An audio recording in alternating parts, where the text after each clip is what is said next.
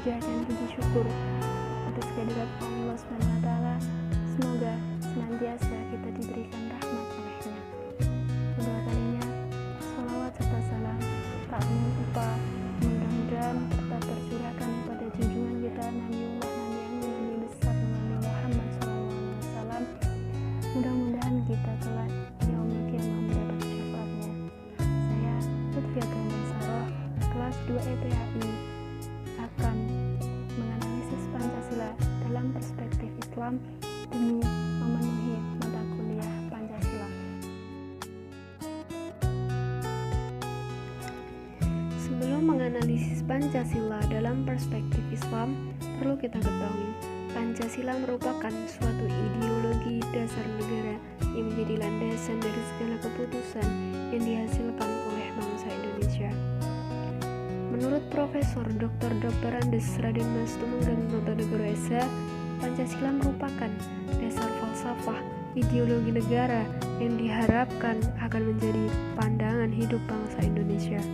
Menurut pengertian tersebut dapat disimpulkan bahwa Pancasila sebagai dasar pemersatu bangsa Indonesia, sebagai lambang dari persatuan dan kesatuan, dan juga sebagai pertahanan dari bangsa dan negara Indonesia. Sejarah lahirnya Pancasila mengalami proses yang amat panjang hingga pada tanggal 1 Juni tahun 1945 Pancasila lahir di Indonesia, dan pada tanggal 18 Agustus tahun 1945 Pancasila ditetapkan bersama-sama dengan Undang-Undang Dasar Negara Republik Indonesia tahun 1945. Bunyi dan ucapan Pancasila yang berdasarkan Inpres nomor 12 tahun 1968 adalah ketuhanan yang Maha Esa, kemanusiaan yang adil dan beradab, persatuan Indonesia, kerakyatan yang dipimpin oleh hikmat kebijaksanaan dalam permusyawaratan perwakilan, dan yang terakhir keadilan sosial bagi seluruh rakyat Indonesia. Namun, banyak masyarakat Indonesia yang belum memahami, yang belum mengerti apa arti dan juga makna dari butir-butir Pancasila. Mereka beranggapan bahwa Pancasila bertentangan dengan nilai-nilai Islam. Padahal kalau kita kaji, meneliti lebih jauh lagi, filosofi yang ada di dalam Pancasila itu semua berlandaskan pada dalil-dalil Al-Quran. Selanjutnya, berikut adalah analisis Pancasila terhadap perspektif Islam. Sila pertama yaitu ketuhanan yang Maha Esa. Sila ini memiliki makna bahwa segala konsep atau aspek penyelenggaraan negara harus didasarkan pada nilai-nilai yang berasal dari Tuhan. Selain itu, di dalam sila ini menjelaskan tentang hak masyarakat Indonesia bebas dalam memeluk agama dan menjalankan apa yang diperintahkan oleh agamanya masing-masing. Ayat yang menjelaskan tentang sila ketuhanan yang Maha Esa terdapat dalam Quran Surat Al-Ikhlas ayat 1. A'udzu billahi minasyaitonir rajim. Bismillahirrahmanirrahim. Qul huwallahu ahad, yang artinya katakanlah Muhammad, Dia Allah yang Maha Esa. Profesor Dr. Hamka dalam tafsirnya berkata, katakanlah, hai utusanku, Dia adalah Maha Esa. Ini pokok pangkal akidah, puncak dari kepercayaan mengakui bahwa yang diperlukan itu Allah namanya, dan itu adalah nama dari satu saja. Tidak ada Tuhan selain Dia. Dia Maha Esa, tidak ada yang bersekutu dengan Dia. Sesuai dengan ayat di atas, sangat jelas bahwa manusia mengakui dan meyakini adanya satu Tuhan. Begitu pula dengan Pancasila yang menyatakan adanya ketuhanan yang Maha Esa. Dalam sila pertama ini juga terdapat unsur-unsur yang melibatkan hubungan antara manusia dengan Tuhan. sering juga disebut dengan hablum minallah. Dalam berhadapan dengan Allah, seorang muslim menempatkan kedudukan sebagai hamba, sehingga tampaklah kepatuhan dan kecintaan dalam pengabdian.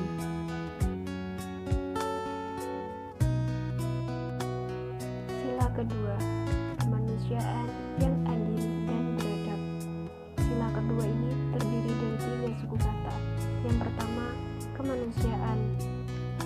Yang kedua, keadilan. Yang ketiga, beradab. Yang pertama, kemanusiaan. Kemanusiaan adalah berkaitan dengan dihargainya derajat dan martabatnya sebagai manusia yang terbebas dari perbudakan dan lain-lain. Yang kedua, adil atau keadilan, bermakna persamaan atau egalitarianisme, seimbang, proporsional, atau menempatkan sesuatu pada tempatnya antara sesama manusia. Yang ketiga, adab atau keberadaban merupakan akhlak atau tingkah laku yang menggambarkan sopan santun, berbudi luhur yang bersumber dari keimanan kepada Tuhan Yang Maha Esa. Sila ini dijelaskan dalam Quran surat An-Nisa ayat 135. A'udzu billahi minasyaitonir rajim. Bismillahirrahmanirrahim. Ya ayyuhalladzina amanu kunu qawwamina bil qisti syuhada'a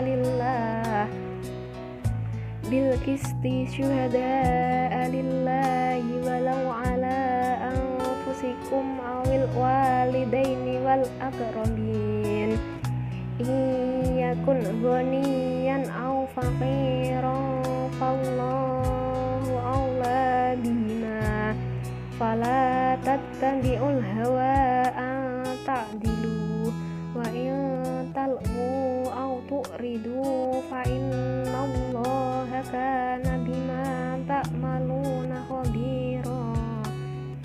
Dalam tafsir Ibnu Katsir dijelaskan bahwa Allah Subhanahu wa taala memerintahkan kepada hamba-hambanya yang mukmin agar menegakkan keadilan dan jangan mereka bergeming dari keadilan itu barang sedikit pun, dan jangan pula mereka mundur dari menegakkan keadilan hanya karena celaan orang-orang, dan juga mereka yang dipengaruhi oleh sesuatu yang membuatnya berpaling dari keadilan. Hendaklah mereka saling membantu, saling bergotong royong, saling mendukung, dan juga saling tolong-menolong.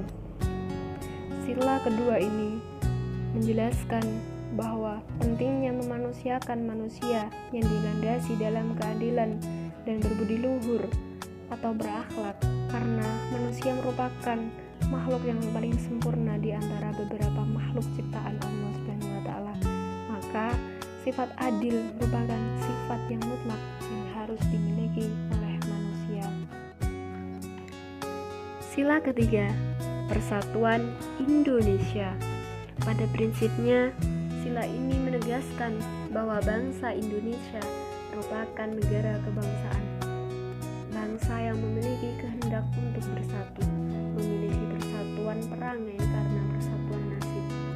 Persatuan ini berarti menyiratkan arti adanya keberagaman, bukan berarti memaksakan persamaan, yaitu Bhinneka Tunggal Ika. Persatuan dalam hal ini adalah persatuan kebangsaan Indonesia yang dibentuk atas bersatunya beragam latar belakang sosial, budaya, politik, agama, suku bangsa, dan ideologi yang berada di wilayah Indonesia. Sila ketiga ini dijelaskan dalam Al-Quran surat Al-Hujurat ayat 13. A'udzu billahi minasyaitonir rajim. Bismillahirrahmanirrahim. Ya ayyuhan nasu inna khalaqnakum min dzakarin wa untha wa ja'alnakum syu'uban wa qabaila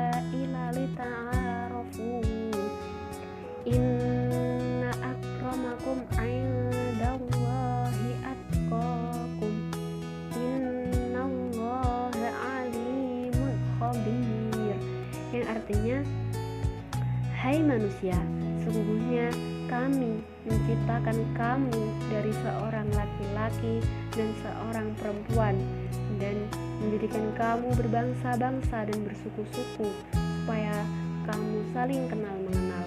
Sungguhnya orang yang paling mulia di sisi Allah adalah orang yang bertakwa. Sungguhnya Allah Maha Mengetahui lagi Maha Mengenal. Dalam tafsir Ibnu Katsir dijelaskan bahwa Allah Subhanahu wa taala berfirman seraya memberitahukan kepada umat manusia bahwa Dia telah menciptakan mereka dari satu jiwa, dan darinya Dia menciptakan pasangannya, yaitu Adam dan Hawa. Selanjutnya Dia menjadikan mereka berbangsa-bangsa dan bersuku-suku agar saling mengenal.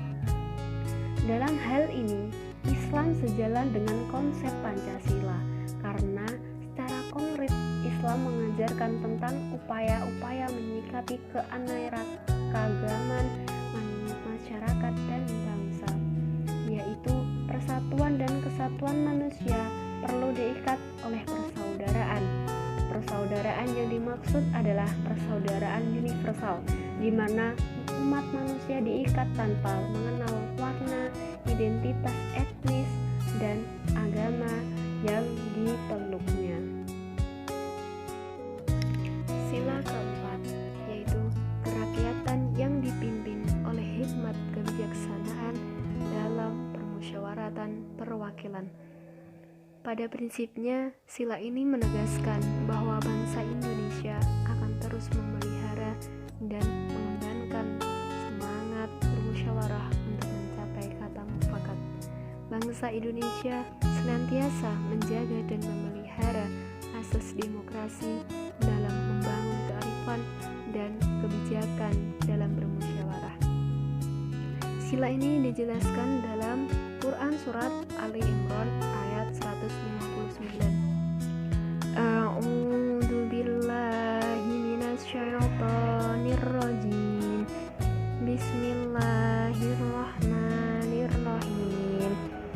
Fabima rahmatin minallahi lintalahum walau kunta faddan ghalidal qalbi lanfaddu min hawlik fa'fu anhum wastaghfir lahum wasyawirhum fil amr fa idza azamta fatawakkal 'alallah innallaha yuhibbul mutawakkilin. Artinya, maka disebabkan rahmat dari Allah lah kamu berlaku lemah lembut terhadap mereka. Sekiranya kamu bersikap keras lagi berhati kotor, tentulah mereka menjauhkan diri dari sekelilingmu. Karena itu, maafkanlah mereka, mohonkanlah ampun bagi mereka, dan bermusyawarahlah dengan mereka dalam urusan itu. Kemudian, apabila kamu telah membulatkan tekad, maka bertawakallah kepada Allah. Sesungguhnya Allah menyukai orang-orang yang bertawakal kepadanya. Dalam tafsir Al-Maraghi karya Imam Mustafa Al-Maraghi disebutkan bahwa musyawarah dalam surat Ali Imran dilakukan berkenaan dengan kekalahan yang diderita umat Islam dalam perang Uhud. Nabi bermusyawarah pada sahabat dalam menghadapi masalah-masalah penting selagi tidak ada wahyu turun berkenaan dengan hal tersebut. Hal yang ditekankan dalam musyawarah tersebut adalah sikap yang tenang dan selalu berhati-hati. Beliau senantiasa memperhatikan setiap pendapat, kemudian mentarjihkannya satu pendapat dengan pendapat lain yang lebih banyak maslahat dan faedahnya dengan segala kemampuan yang dimiliki Nabi. Dan setelah hati bulat dalam mengerjakan suatu serta dapat dipertanggungjawabkan kebenarannya, maka hendaknya kita bertawakal kepada Allah Subhanahu wa taala. Mustafa Al-Maraghi menyebutkan beberapa faedah musyawarah di antara lain. Yang pertama, musyawarah dapat diketahui kadar akal, kadar kecintaan, dan kadar keikhlasan terhadap kemaslahatan umum. Yang kedua, kemampuan akal itu bertingkat-tingkat dan jalan berpikirnya pun berbeda-beda, sebab kemungkinan ada di antara mereka yang mempunyai satu kelebihan yang tidak dimiliki orang lain.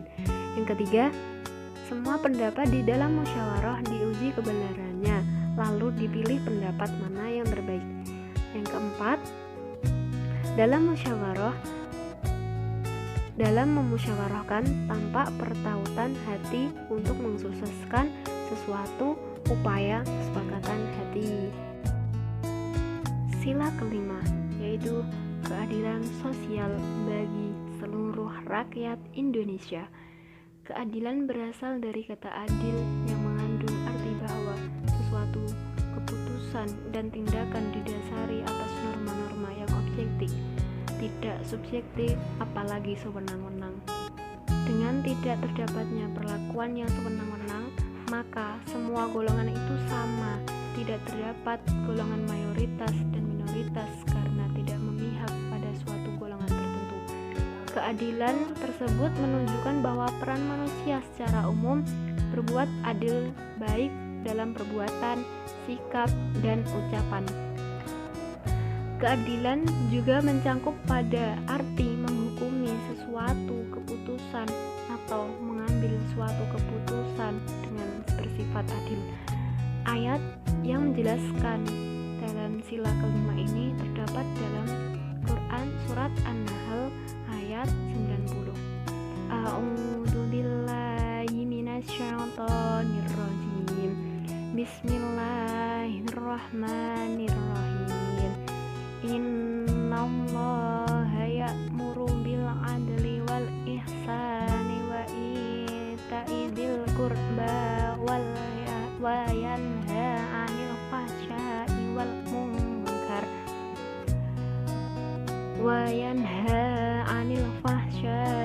wal munkar wal baghi ya'idukum la'allakum tadhakkarun. Artinya, sesungguhnya Allah menyuruh kamu berbuat adil dan berlaku kebajikan, memberi kepada kaum kerabat, dan Allah melarang dari perbuatan keji, kemungkaran, dan permusuhan. Dia memberi pengajaran kepadamu agar kamu dapat mengambil pelajaran. Dalam tafsir Imam Ibnu Katsir, ayat tersebut menjelaskan bahwa Allah Subhanahu wa Ta'ala memberitakan bahwa Dia memerintahkan kepada hamba-hambanya untuk selalu bersikap adil dan memotivasi mereka untuk berbuat baik, yakni pertengahan dan seimbang. Dalam kalimat memberi kaum kerabat berarti menyuruh kepada semua bersilaturahmi kepada kerabat dekatnya. Allah memerintahkan untuk selalu berbuat baik dan melarang untuk melakukan perbuatan jahat.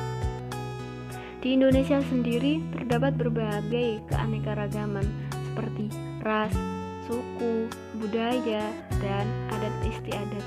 Dari keanekaragaman tersebut, maka prinsip keadilan sosial yang berlaku di masyarakat Indonesia harus ditegakkan agar tidak terjadi perlakuan yang sewenang-wenang. Dalam Islam sangat menegakkan prinsip keadilan agar memiliki kesamaan terhadap hukum. Penegakan keadilan sosial sendiri harus ditegakkan agar setiap masyarakat merasa terlindungi. Dalam kehidupan bermasyarakat, keadilan yang menciptakan kedamaian harus lebih didahulukan daripada urusan pribadi maupun golongan. Dalam berbagai hal, keadilan akan menciptakan adanya kemaslahatan serta kedamaian umat. Kalau kita lihat dari beberapa poin di atas, bisa diartikan Pancasila justru berasal dari Al-Quran.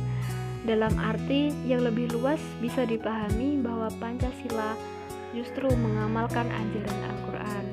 Golongan yang mengatakan bahwa Pancasila bertentangan dengan ajaran Islam sepertinya Ajaran yang mengatakan demikianlah yang perlu dikaji dan ditelaah kebenarannya dan kesesuaiannya. Jangan sampai kita termasuk golongan orang-orang yang mengingkari Al-Quran.